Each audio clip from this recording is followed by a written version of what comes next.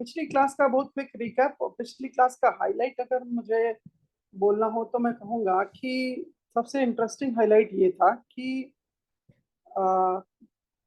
X raise to the power 1 plus x square plus x cube plus x power 4 plus x power 5, ये हमेशा कैसे divisible होगा?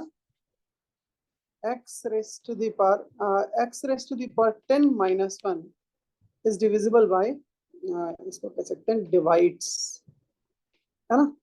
x raised to 6 minus 1। पिछले case में, हमारे case में हमने x raised to the power क्या लिया था? मुझे याद आ रहा है 9 तक लिया था, और 9 तक लेने के नाते x raised to 10 आ गया था। याद आ रहा है कुछ? यस है ना? तो एक्चुअली आइडिया ये था कि मैंने एक सम बताया था 1 प्लस एक्स स्क्वायर, अगर x raise to the power 9 तक चल रहा है तो ये x raise to the power 10 minus 1 divided by x minus 1 बन जाता है ना? इसको अगर अगर एक और जनरलाइज्ड रिजल्ट के रूप में जाना जाए तो इसको कहेंगे हम geometric progression. Geometric progression, in short हम इसको क्या कहेंगे? जीपी। ठीक है, इसको जीपी कहा जाएगा। तो अब कहानी को यही से शुरू करते हैं। जीपी किसको कहेंगे? एक ऐसा प्रोग्रेशन, प्रोग्रेशन का मतलब होता है कि एक पर्टिकुलर ऑर्डर में लिखे गए टर्म्स। तो एक ऐसा प्रोग्रेशन जिसमें किसी भी दो कंसेक्यूटिव टर्म किसी भी दो कंसेक्यूटिव टर्म, समझ रहे हैं? तो इस केस में ये पहला टर्म है, ये हमारा दूसरा टर्म है। अगर दूसरा टर्म और पहले टर्म का रेशियो निकाल लिया जाए तो वो एक कांस्टेंट रेशियो है आर। ऐसे ही ये हमारा तीसरा टर्म है। Third term by second term कर देंगे तो भी एक कांस्टेंट रेशियो आ जाएगा। Fourth term by third term करिए तो भी कांस्टेंट। तो अगर ratio of consecutive term constant हो जाए तो इसको हम क्या कहेंगे? जीपी कहेंगे। तो जीपी का एक एग्जांपल लेते हैं। लेट्स से मैंने पहला टर्म 1 ले लिया, दूसरा टर्म 3 ले लेते हैं। तो मैंने 3 से मल्टीप्लाई किया, फिर से 3 से मल्टीप्लाई कर दीजिए 9, फिर से 3 से मल्टीप्लाई कर दीजिए 27, फिर से 3 से मल्टीप्लाई कर दीजिए 81, है ना? So if you look at any two consecutive term here, just choose any of the two consecutive terms, be it 81 and 27 or 27 and 9 or 9 and 3, you are going to get a constant ratio. Is that right?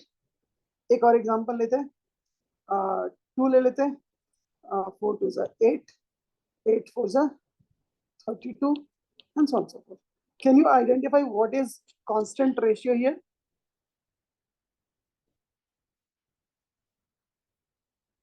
बताओ तो इस case में। 2832 वाले में हाँ, sir 4। Yes. सो उस constant ratio को हम कहते हैं कॉमन रेशियो, और कॉमन रेशियो इस केस में आर होगा। और फर्स्ट टर्म ऑब्वियसली 2 हो गया, तो this is the first term. इस केस में फर्स्ट टर्म 1 है और इस केस में फर्स्ट टर्म ए है ना? तो फर्स्ट टर्म और कांस्टेंट रेशियो, ये दो चीजें एक जीपी के लिए इंपॉर्टेंट होंगी, है ना? तो इन जनरल जीपी के लिए हम क्या कहेंगे? हम लोग लेट्स से एक जनरल जीपी का नाम अगर देखें तो ये एक जनरल तरीके का जीपी है। So let's write it as a general geometric progression. तो एक जनरल जीपी का nth term of a GP is basically a, उसका पहला टर्म और उसका कॉमन रेशियो ले लीजिए और इसके पावर में n-1 कर दीजिए। अगर ध्यान से देखो तो पहले टर्म में यहाँ पे it is r raised to the power 0 if you see, right? In this case, in the second term it is r raised to the power 1, third term is r raised to 2, fourth term में 3 है, तो nवें term में n-1 हो जाना चाहिए, है ना? That is what is happening here. Okay? तो अब एक एग्जांपल लेते हैं जीपी का, थोड़ा सा और डिटेल्ड कहानी समझने के लिए। मान लीजिए कि मैंने एक टर्म लिखा 5, एक दूसरा टर्म लिखा 7, तो क्या बता सकते हो अगला टर्म क्या आना चाहिए? एक्चुअली कॉमन रेशियो इस केस में 7/5 हो गया है ना. So the next Yes, term sir. should be Yes, yes. 7 multiplied by 49 by 7/5, 5. right? The fourth term will be 7 multiplied by 7/5 का square. Is that right? The Yes, next sir. term should be 7 multiplied by, okay, Yes, sir. है ना. तो 7/5 का whole cube, है ना. तो in fact इस तरीके से हम आगे के टर्म लिख सकते हैं. तो basically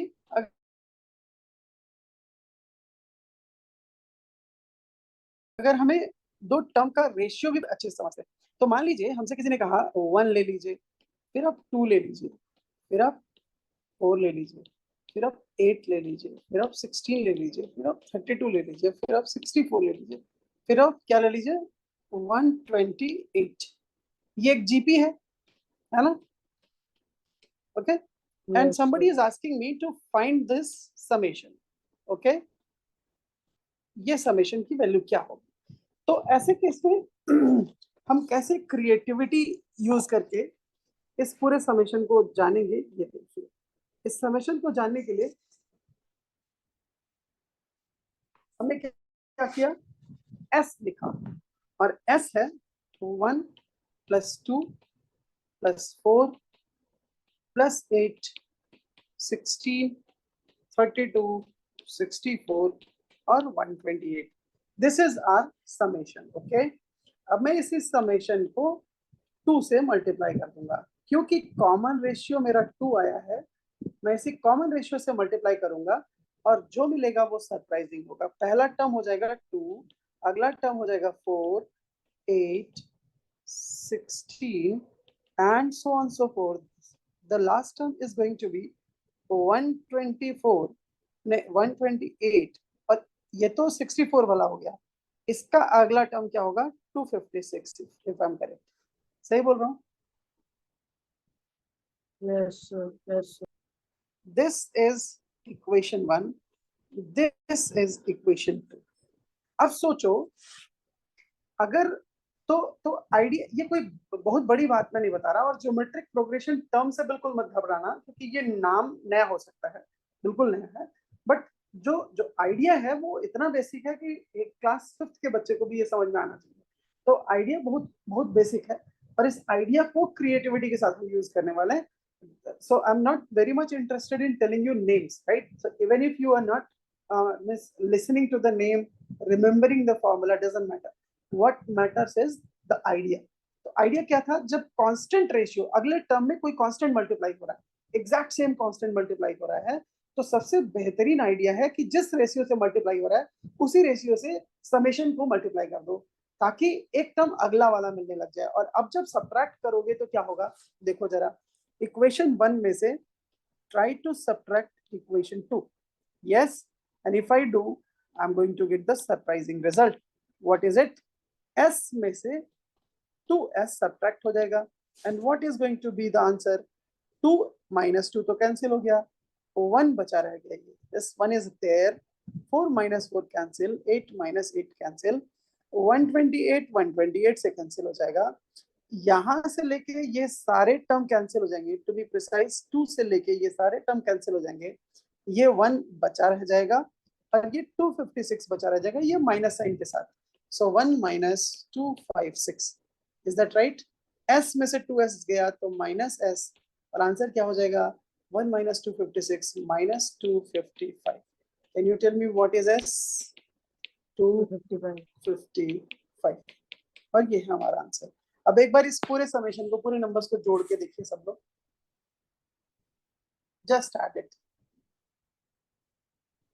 surprisingly you must get the same answer.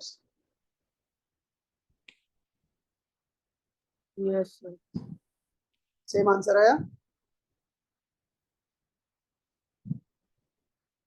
Is it right? Yes, sir. Okay, so so अब जो आइडिया सीखे हैं इसको एक क्वेश्चन में और लगा लेते हैं ताकि तुमको थोड़ा सा क्लैरिटी आ जाए। तो एक क्वेश्चन और यहाँ पे उठा लेता हूँ। लेट्स से एक क्वेश्चन ले लिया मैंने।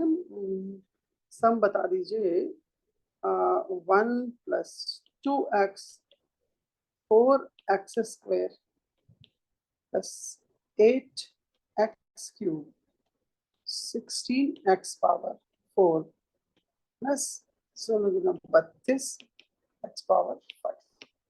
Yes, find the sum.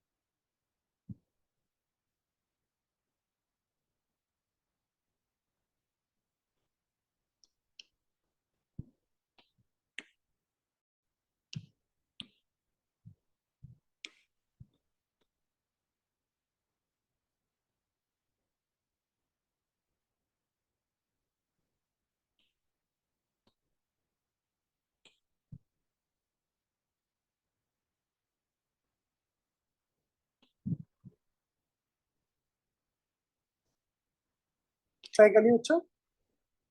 फिर बस एक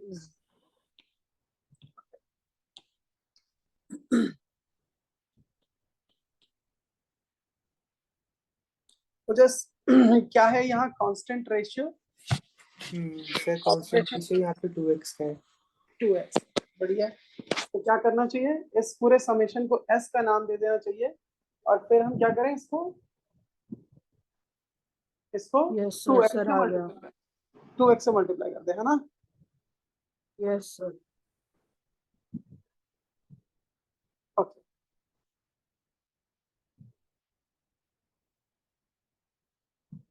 ठीक है, तो चलते हैं। Yes, sir.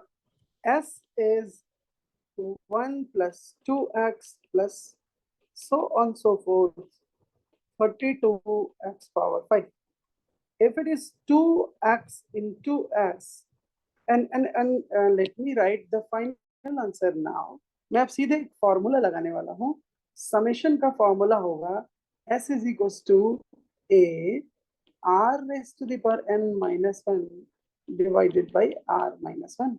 That is the formula. So a is first term 1 है, r कॉमन रेशियो है जो कि 2x है, to the power n number of terms है, गिनती करते हैं 1 2 कितने टर्म्स हो रहे हैं? एक्चुअली r⁻0 से शुरू हो रहा है, यहाँ पे 2x⁻0 से शुरू हो रहा है और यहाँ पे 2x⁵ तक जा रहा है। टोटल 6 टर्म्स है। So I can just identify with this, है ना। तो 0 से शुरू होके 5 तक आना मतलब 6 टर्म हो जाना। You can count it 1 2 3 4 5 and 6, but counting करना यहाँ तो सुटेबल है। कई बार नंबर्स बहुत ज्यादा होंगे तो तुमको केवल पावर ऑब्जर्व कर लेना चाहिए कि पावर की शुरुआत कहाँ से हो रही है। Like here it is starting from 0 and power खत्म कहाँ तक हो रहा है, तो मैक्सिमम पावर कहाँ तक चल रहा है। Here it is ending eight 5, right.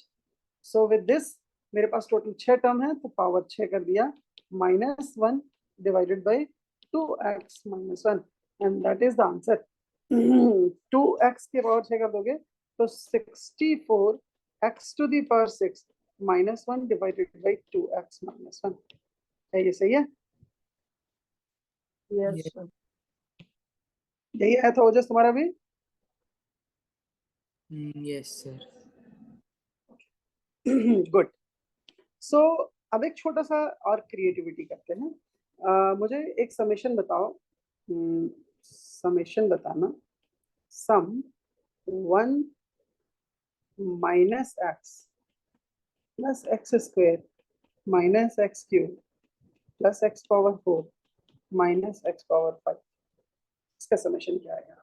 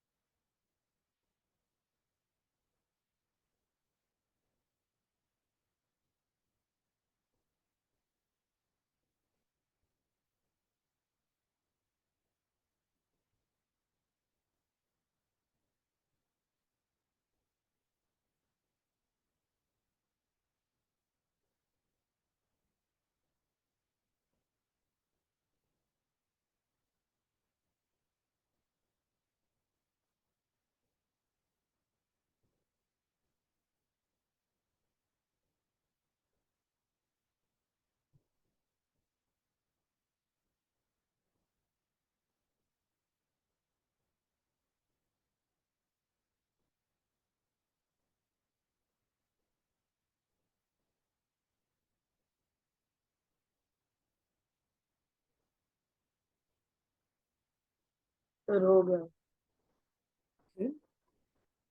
Yes sir. Fine, चलो देखते हैं। तो इसका समेशन होना चाहिए a r is common ratio minus x raised to the power 0 1 2 3 4 5, 5 term. क्या बोल रहा हूँ? 1 2 3 1 2 6 terms power 6 -1 divided by minus x -1, और इसको अच्छे से लिखेंगे तो x raise to the power 6 या फिर 1 minus x to the power 6 divided by 1 minus x. Is that right? यही आंसर आया था? Yes. 1 plus x हो जाना चाहिए sir. Sir yes 1 plus x 1 plus x जाना चाहिए। This is x raised to the power minus x minus 1. तो 1 plus x बन जाएगा। माइनस से मल्टीप्लाई करेंगे तो 1 माइनस करेंगे प्लस हो जाएगा, ठीक है ना? यस। सो इसको अगर कॉमन रेशियो अगर इसको समेशन एस से रिप्रेजेंट कर दिए होते तो भी यही आंसर होता, ठीक है ना? यस माइनस एक्स से मल्टीप्लाई करके सब्ट्रैक्ट कर दीजिए, ठीक है? ठीक है वजस? Yes sir, yes sir. ठीक है। तो एक और तो 1 plus x square plus x raised to the power 3 plus so on so forth. Let's say we are going all the way till x raised to the power 100. This is going to be x raised to the power 100 minus 1 divided by x minus 1. और इसी को दूसरे तरीके से देखें तो 1 plus x square plus so on so forth. Let's say x raised to the power n minus 1, and then it is equals to x raised to the power n minus 1 divided by x minus 1. If you send this x minus 1 in the left, this is what you're going to get. Yes, यहाँ से काट दो। इसका मतलब ये हुआ कि ये जो भरा पूरा नंबर है ये इतने बड़े पावर से डिविजिबल होगा, और ये कंक्लूड कर रहा हूं अब मैं यहाँ से, this implies that x raised to the power n minus 1 is always divisible by क्या कंक्लूड कर रहा हूँ? 1 plus x square plus so on so forth x raised to the power n minus 1. This is the general statement I am going to conclude from the geometric progression. Is that right? Yes sir. Yes sir. तो इसमें अब एक और एग्जांपल। So just एक statement दे रहा हूं मैं, तुम दोनों लोग ऑब्जर्व करना, and then you both have to justify it one by one. तो मेरा स्टेटमेंट अब ये होने वाला है कि 2 raised to the power n into x raised to the power n minus 1 is always divisible by 1 plus 2x plus 4x square plus so on and so forth 2x raised to the power n minus 1. Okay, Yes, is that right? yes, sir. कैसे?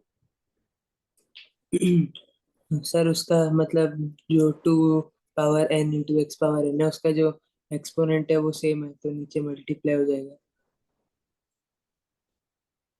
Not the very precise explanation.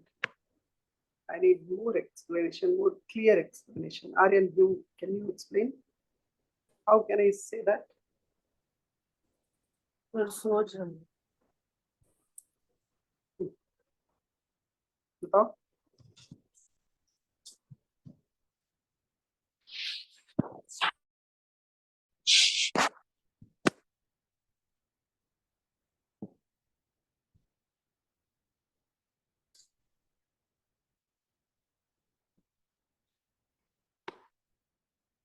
ये जो right side में जो लिखा हुआ है मैंने, ये एक ज्योमेट्रिक प्रोग्रेशन है. इसका समेशन निकालेंगे तो क्या आना चाहिए?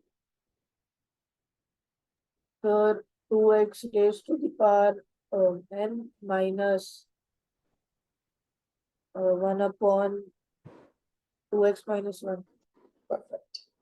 That means 1 plus 2x plus 2x का स्क्वायर, और अगर 2x raise to the power n minus 1 तक हम जोड़ें तो ये हमारे कहानी के हिसाब से ये बन जाना चाहिए 2x raise to the power n minus 1 divided by 2x minus 1.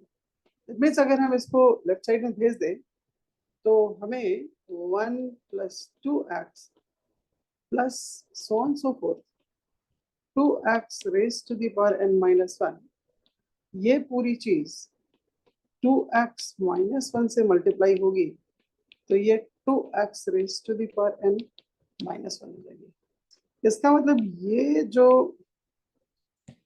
इसका मतलब है ये जो पूरा नंबर है is divisible by left hand side के दोनों numbers, divisible by this as well as obviously this, है ना? Yes, yes. So we can have any other constant multiple, इसमें कोई डाउट नहीं. एक और छोटा सा समेशन तुम जरा ढूंढ के निकालना. क्वेश्चन है 1 plus 1/2 plus 1/2 square 1/2 cube so on so forth 1/2 raised to the power 100. ये समेशन बताना. दूसरा क्वेश्चन होगा, दूसरा क्वेश्चन होगा 1 प्लस 1/3 1/9 1/27. ये this goes all the way till infinity. Okay, इसमें infinitely many terms है, बहुत सारे terms है. ये दोनों समेशन बता दो तो.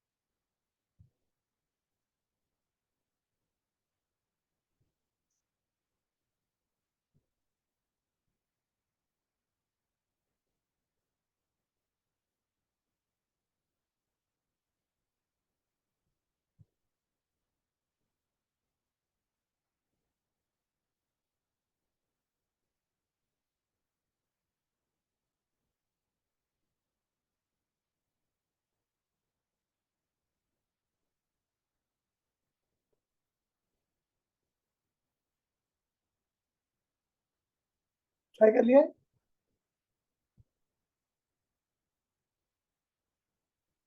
Yes Yes. पहला तो हो गया होगा, दूसरा क्वेश्चन? सर दूसरा मतलब पता नहीं है कि हुआ है कि नहीं। चलो मैं करता हूँ। तो मैं मान लेता हूँ इसका समेशन एस है और 1 प्लस 1/2 1/2 स्क्वायर और ये 1/2 रेज टू द पावर 100 तक चल रहा है, ठीक है ना। तो इसमें कुल कितने टर्म है? 101 है ना, क्योंकि 2 रेज पावर 1 से शुरू हो रहा है, यहाँ 2 रेज पावर 0 से शुरू हो रहा है, राइट। तो 0 से लेके 100 तक 101 टर्म्स है। तो इस s को 1/2 से मल्टीप्लाई कर देते हैं, that's our ritual, we will be doing it. So let's quickly do. तो पहला वाला टर्म तो 1/2 बन गया, अगला टर्म 1/2 स्क्वायर बन गया और ऐसे ही 1/2 रेज टू द पावर 101 बन गया। क्या ये सही बच्चे? बोलो भाई। Yes Yes. ठीक है, तो ये मेरा इक्वेशन 1 और ये मेरा इक्वेशन 2। जल्दी से दोनों को सब्ट्रैक्ट कर देते हैं। इक्वेशन 1 -2 से मुझे s माइनस s/2 मिल गया, जो कि s/2 होता है असल में। और ये है पहला टर्म, तो जो सर्वाइविंग टर्म होगा वो ये वाला होगा और ये वाला होगा, क्योंकि ये तो इसके पहले वाले टर्म से कैंसिल हो जाएगा, राइट। तो मुझे मिला पहला Yes, टर्म sir. 1 और अगला टर्म मिला 1/2 रेज़ टू द पावर 101। और ये मेरा s/2 है, तो s की वैल्यू हो जाएगी, s की वैल्यू हो गई क्या भैया, 2 raise to the power 101 -1 divided by 2 raise to 100 into 2, I guess, है ना। सही है ना, s/2 था, इधर भेज दिया मैंने, एलसीएम लेके रीराइट किया बस, और कुछ नहीं। ठीक है, Yes, sir. आ गया था आंसर आर्यन? यस सर आ गया। ठीक है, क्वेश्चन पर 2 सर को मेरा ना मतलब ये आया कि 1 minus 1/2 raise to the power 101 multiplied by 2। हाँ ठीक है, ठीक है, वही तो लिखा है मैंने भी। इसी को बस, यस इसको सर ऐसे यस ऐसे एलसीएम लोगे तो यही तो आ जाएगा, है ना, यस सर यस। है ना। ओके, ये जो दूसरा क्वेश्चन है इसमें एक सरप्राइजिंग प्रॉब्लम है। क्या? इसमें कुल इनफाइनाइटली मेनी टर्म्स लिखे गए, है ना, समझ रहे हो? है कि नहीं? यस अब यहाँ से एक बड़ा प्रॉब्लम वाला बात ये हो गया कि इसमें इनफाइनाइटली मेनी टर्म्स है, तो हम करें क्या?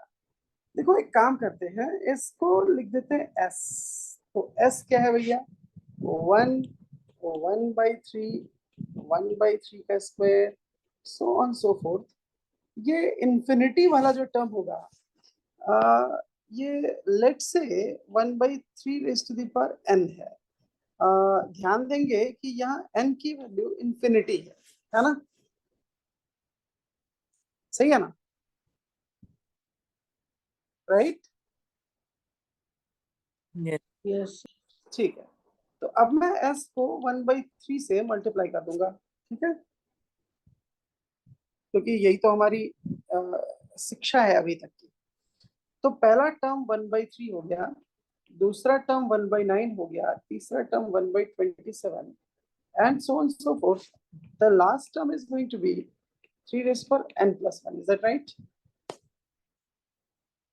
है ना, आखिरी टर्म यस सर n के जगह n plus 1 पावर हो जाएगा। सही बात है ना, बोलो भाई। Yes.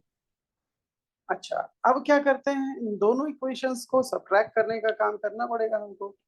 तो मान लीजिए ये इक्वेशन 1 है और ये इक्वेशन 2 है, तो इक्वेशन 1 से इक्वेशन 2 को घटाएंगे तो s में से s/3 सब्ट्रैक्ट होगा।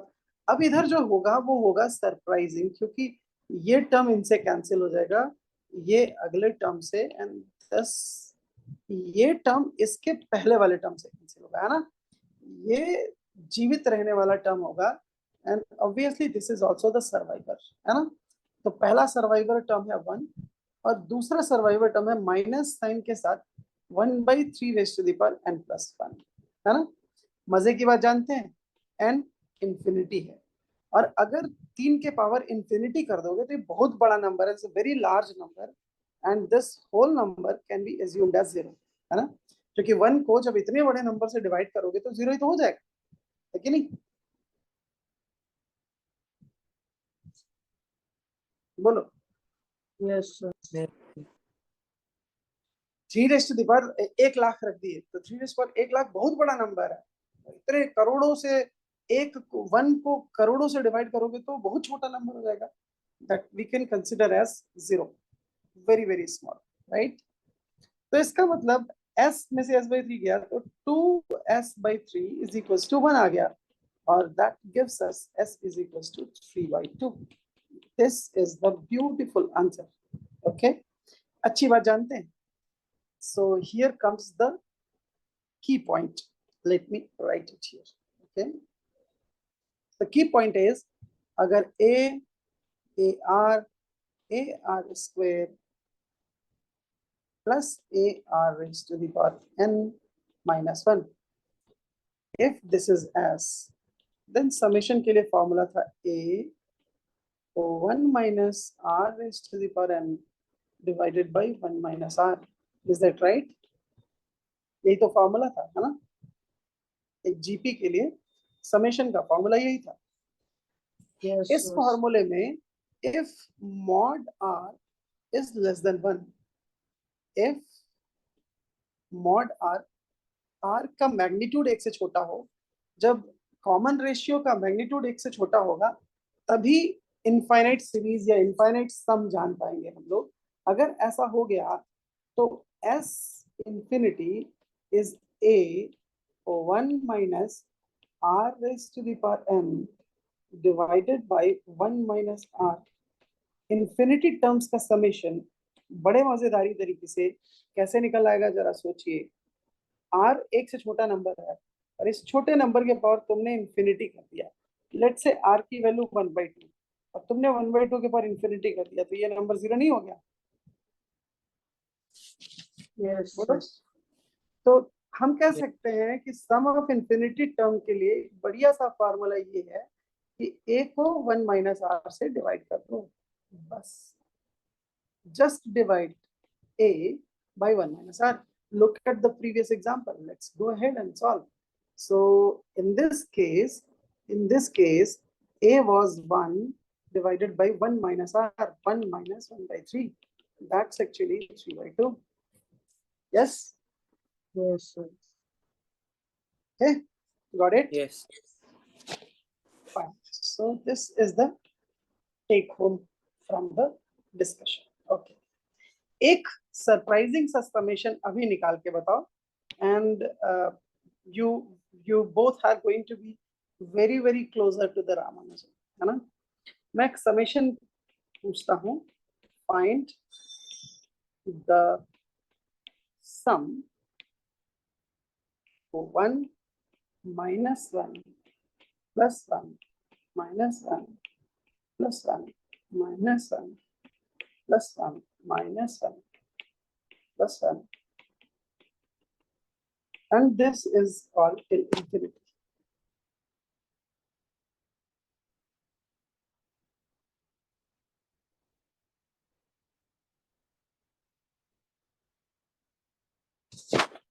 बेहतरीन क्वेश्चन, बेहतरीन.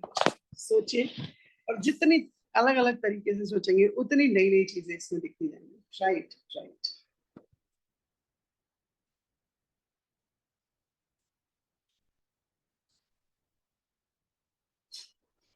सर हम इन्फिनिटी को इवन नंबर मानते हैं कि odd?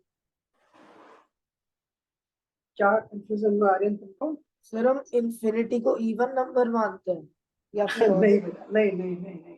We cannot say that infinity is an even number, right? And we cannot even say that infinity is odd number, है ना? Yes. That's a suspense.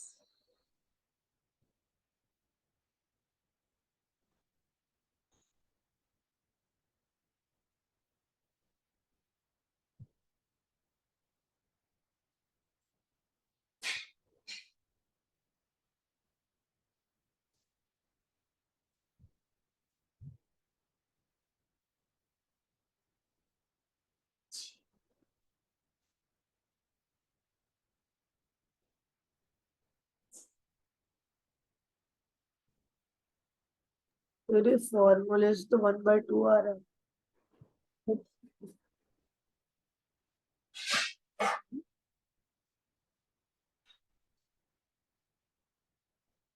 मेरी नॉट डिफाइंड है क्या?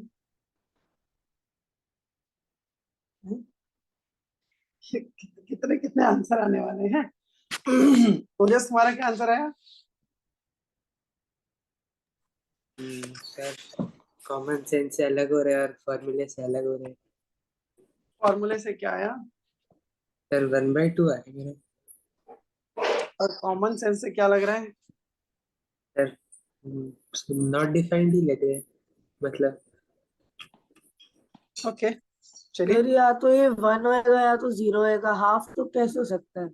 Yes, that's the surprising result, and actually the more surprising fact is the actual answer is 1/2 only, है ना?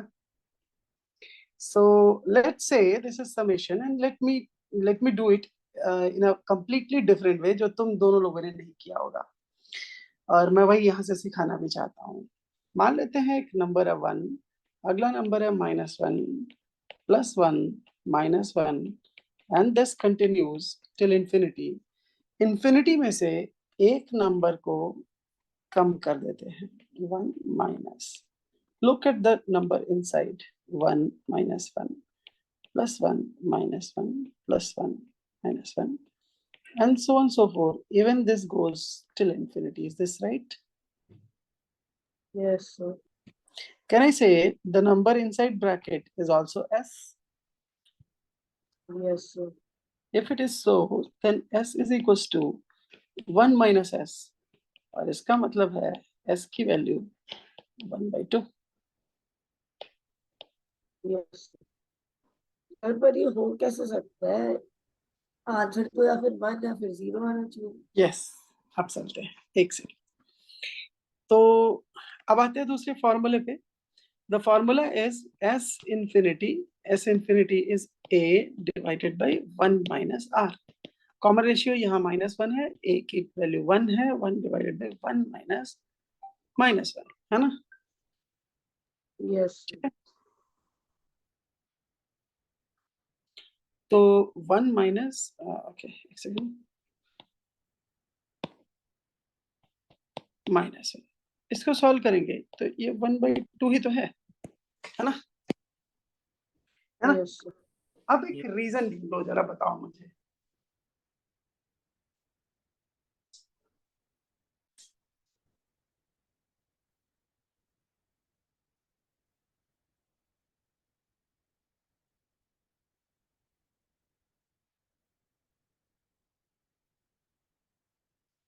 बताओ तो, what is the reason why the correct answer is 1/2?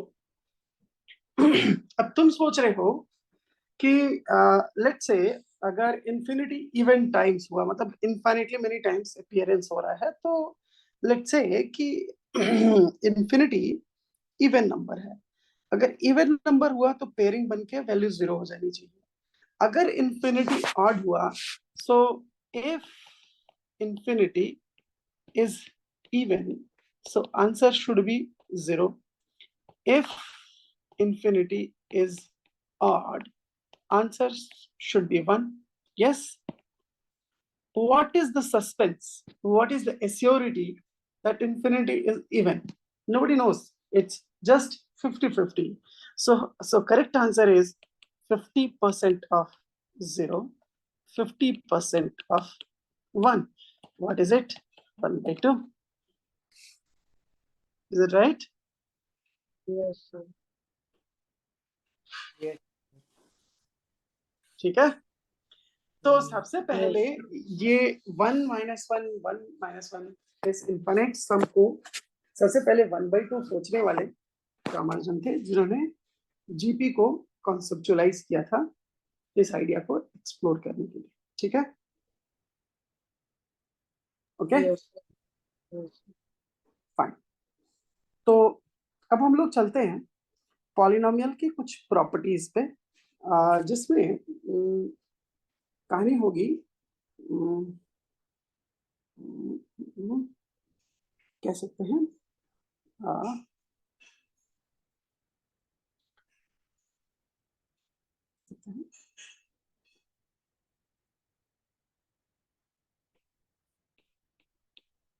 value of polynomials. Okay, so value of polynomials. Fine.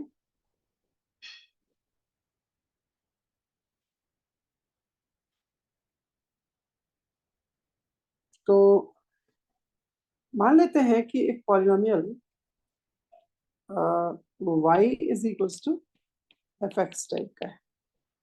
तो generally एक polynomial जब graph किया जाएगा ना, मतलब let's say y is equals to x cube minus 5x square plus 9x plus 2, so this is a cubic polynomial. Or when you graph this polynomial means you create a table of all the values of x and y.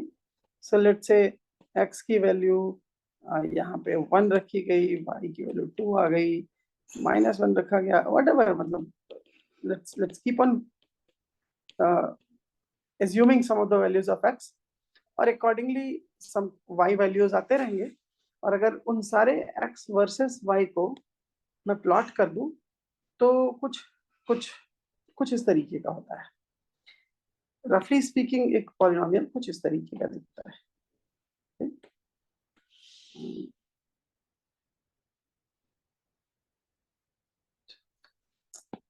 बड़ा मुश्किल काम है इसको घुमाना।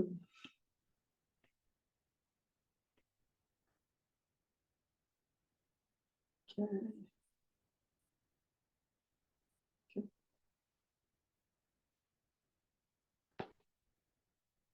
तो ये पिछले वाला हटा दो।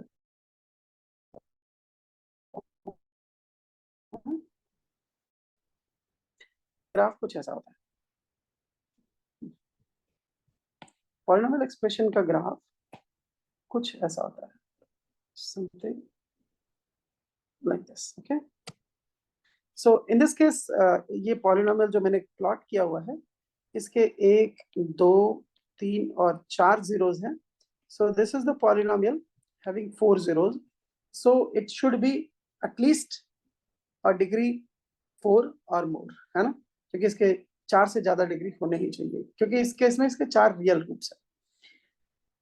इन जनरल हम क्वाड्रेटिक से अगर शुरू करें तो एक क्वाड्रेटिक पॉलिनोमियल कुछ इस तरीके का ग्राफ होता है। क्वाड्रेटिक पॉलिनोमियल 2 डिग्री का पॉलिनोमियल होता है, इसलिए इसके मैक्सिमम 2 इंटरसेक्शन पॉइंट्स हो सकते हैं।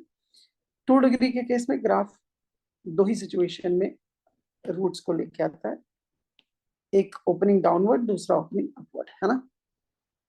जब बात एक क्यूबिक पॉलिनोमियल की होगी तो क्योंकि क्यूबिक पॉलिनोमियल के 3 रूट होने वाले हैं इसलिए इसको 3 जगह एक्स एक्सिस को कट करना पड़ेगा। This is a typical graph of cubic polynomial 2 degree polynomial, right. However this is the typical graph of 4 degree polynomial, ठीक है ना। तो अगर मैंने x की value let's say fx is the polynomial और इसमें let's say ax power n an x power n an minus 1 x power n minus 1, अगर इसमें मैंने x के जगह पे 1 रखा तो मुझे y कोऑर्डिनेट बेसिकली मिलता है। y coordinate when x is equals to 1, तो जब x की वैल्यू 1 रखी जाएगी तो हमें y कोऑर्डिनेट f1 से मिलता है, right. So f1 is going to give us the y coordinate. तो एक एग्जांपल के रूप में हम कहेंगे कि मान लीजिए एक पॉलिनोमियल fx है और मैंने आपको कहा कि f2 0 है, तो इससे फैक्टर थ्योरम यूज करके हम कह सकते हैं कि इस पॉलिनोमियल में एक फैक्टर x-2 होगा, है ना। ऐसे ही अगर मुझे किसी ने f3 को 0 करा दिया तो मैं कह सकता हूँ एक फैक्टर x-3 भी है ना। Yes, sir. राइट। सिमिलरली अगर किसी ने f5 0 करा दिया तो क्या कह सकते हैं बताओ, x-5 इसका फैक्टर हो गया, सही है। Yes, sir. तो यहां से हम पॉलिनोमियल की वैल्यू जान करके, अच्छा यहाँ से एक इंपॉर्टेंट रिजल्ट समझेंगे, और रिजल्ट ये होगा कि लेट्स से f3 की वैल्यू 7 है, ठीक है। तो इसका मतलब क्या हुआ कि जब पॉलिनोमियल का जब भी ग्राफ बना होगा, let's say something like this. So when somebody substituted x is equals to 3, y coordinate कितना मिला होगा? 3,7, है ना? Yes, और sir. लेट्स से मैंने ये भी कह दिया कि f5 की वैल्यू -1 है, लेट्स से, राइट। तो केवल ये दो वैल्यू दी है, तो f5 कहाँ हो गया? x की वैल्यू जब 5 रखी जाएगी, so there should be a coordinate 5, -1 here. Is this right? Okay. Yes, sir. अब अगर ऐसा हुआ है, so with this two information only, जब भी पॉलिनोमियल हमारा बनेगा, ग्राफ कुछ ऐसा होगा कि नहीं? Okay. It Yes, should, sir. because the polynomial must pass through these 2 points, क्योंकि ये 2 पॉइंट तो satisfy कर ही रहे। यहां से एक बहुत बड़ी बात अब मैं कहने वाला हूं, क्योंकि हमारा पॉलिनोमियल एक पॉजिटिव हाइट से एक नेगेटिव हाइट पे चला गया, this is the guarantee that our polynomial is crossing the x-axis at least 1. तो इसका मतलब 1 root of fx lies between 7 and 5. So sorry, I'm right, I'm not correct. 3 and 5. Okay, 3 and 5. 3 ये रहा, 5 ये रहा, 3 और 5 के बीच में एक रूट होगा ही होगा। Is this clear?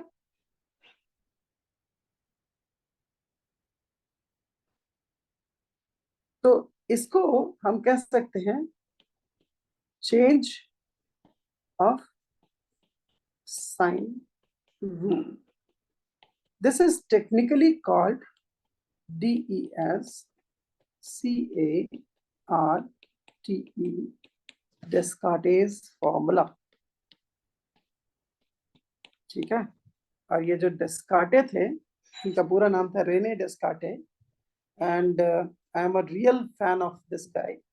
He was a great mathematician, और इन्होंने बहुत बड़ा कंट्रीब्यूशन मैथ में किया हुआ था, और इनका ये फॉर्मूला अपने आप में लाजवाब फॉर्मूला था, है ना। फिर मेरे को ये वाला समझ में नहीं आ रहा है, एक बार प्लीज दोबारा से बताओ। मैं बताता हूँ। मान लो कि किसी पॉलिनोमियल की वैल्यू जब f7 रख रहे हैं तो 1 है, और f15 रख रहे हैं तो -1 है या -4 है। इसका मतलब ये हुआ, लेट्स से एक just for reference, let's say ये हमारा एक्स एक्सिस है, और एक पॉइंट मुझे बनाना पड़ेगा जब x कोऑर्डिनेट 7 हो रहा है, x कोऑर्डिनेट 7 हो रहा है, तो y कोऑर्डिनेट 1 होना चाहिए। तो लेट्स से x कोऑर्डिनेट 7, तो here is the point, let's say here is the point 7,1। Okay, तो y एक्सिस भी बना ही देते हैं, मान लीजिए y एक्सिस यहाँ है, ठीक। तो ये 7 है, x कोऑर्डिनेट 7,1। ये चीज समझे, ये y की वैल्यू है, y मतलब fx की वैल्यू है ना, यस सर। ये चीज समझ रहा। तो y की वैल्यू का मतलब y कोऑर्डिनेट, और ये y की वैल्यू है, और ये x कोऑर्डिनेट है, तो x कोऑर्डिनेट 7 हुआ तो y कोऑर्डिनेट था। अच्छा, x कोऑर्डिनेट जब 15 हो रहा है, x कोऑर्डिनेट 15 हो रहा है, 15 यहाँ है, तो y कोऑर्डिनेट है -4, दिख रहा है, 15, -4। बोलो, ठीक है। यस ओके, तो अब सोचो जरा, हमारा ग्राफ 7,1 से 15, -1 के बीच में जा रहा है ना, तो हमारा ग्राफ कुछ इस तरीके से जाएगा, यस सर। इन 2 पॉइंट से गया। तो क्योंकि देखो, असल में देखना ये है कि हाइट यहाँ पॉजिटिव है और इस केस में ये नेगेटिव है, तो पॉजिटिव हाइट से नेगेटिव हाइट में अगर चेंज हुआ तो एक रूट उस इंटरवल उनके बीच में आ जाना चाहिए। ये एक्स कोऑर्डिनेट 7 था, ये एक्स कोऑर्डिनेट 15 है, तो 7 और 15 के बीच में, between 7 and 15, between 7 and 15 there needs to be a number where the graph should cross। तो ग्राफ जहां क्रॉस हुआ वहीं पे तो ग्राफ की वैल्यू या फंक्शन की वैल्यू 0, Yes, sir. उसी को तो रूट कहते हैं, है ना? Yes, sir. Right, so this is the Descartes formula. Okay, सो अब इसी को आगे हम यूज करेंगे। आज यही डिस्कस करते हैं बस, और आगे डिस्कशन इसी को कंटिन्यू करेंगे, ठीक है? Yes, sir. ओके आर्यन, तो just Yes, sir. Yes sir. और तुम दोनों लोग वो असाइनमेंट पूरा पॉलिनोमियल का वीएमसी और फिर जी दोनों कर लो। कितने डाउट्स तुम्हारे Okay. बच गए हैं आर्यन बेटा? सर किसमें? फिर जी वाले में कितने क्वेश्चन नहीं हुए तुमसे? सर 2-3 नहीं हुए थे बस। Okay good. और ओजस तुमसे कितने नहीं हुए अभी फिर जी के? सर गिन के ही बताया था, मेरे ख्याल से 2 है। हाँ 2 है। ठीक है, और एक बार वीएमसी के भी कर लेना, ठीक है? ठीक है सर। ओके ओके, बाय बच्चों। Okay, sir. चलो।